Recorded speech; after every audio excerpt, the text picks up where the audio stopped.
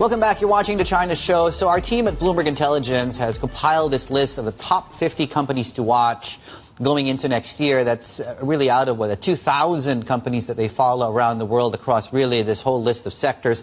Now, you're looking at some of the companies here in the region that have made the list. Here to talk about one in particular is Patrick Wong, our senior analyst and head of Bloomberg Intelligence here in Hong Kong, and why this Hong Kong developer made the list. How did they make the cut, Patrick?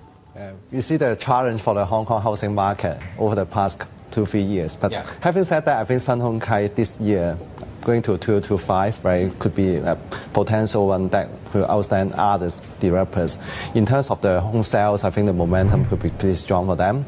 The thing is, they have a really strong pipeline, and that they are targeting like 25 billion Hong Kong for the sales, which we think that will be like 20% higher than that target. So that is driven by a couple of things like the luxury sales momentum for those Sun Hung Kai projects are also picking up a bit. We see some mainland Chinese coming in to buy again, and this is driven by some stimulus that happening over the past couple of months, and then potentially with 2025 as well. And then more importantly, I think for the mass market, we also see the potential catalyst, like the rental is going up quite a lot over the past 2 years, and then now it's also some pent-up demand, and then coming to buy properties again to 2025. So potentially, Sun Hung Kai is also the one having the largest land bank in Hong Kong, so that will be the one really benefit from that trend. And given we've got the Fed continued to keep easing next year, how's that going to also play into the outlook, do you think? Yes, I think the market is driven by the interest rate as well, right? So we see Federal Reserve cutting rates by 75 basis points already, and then Hong Kong, the prime lending rate cut 50 basis points already as well.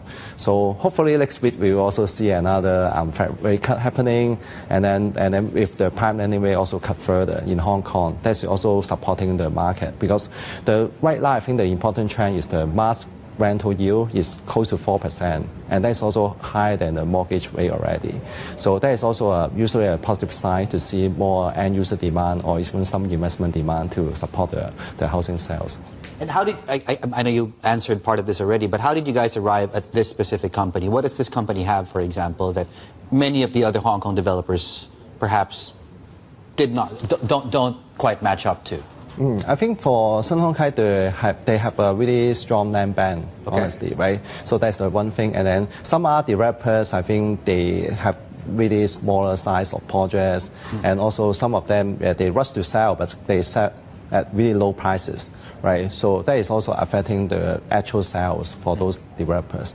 So that is something that Sun Hung Kai relatively, I think the leverage ratio is relatively low, like roughly 20%. So that's also really strong to support the home sales strategy.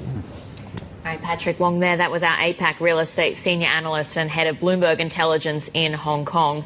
And you can read the entire Bloomberg Intelligence list. Subscribers can find that on the terminal. It's also available on Bloomberg.com.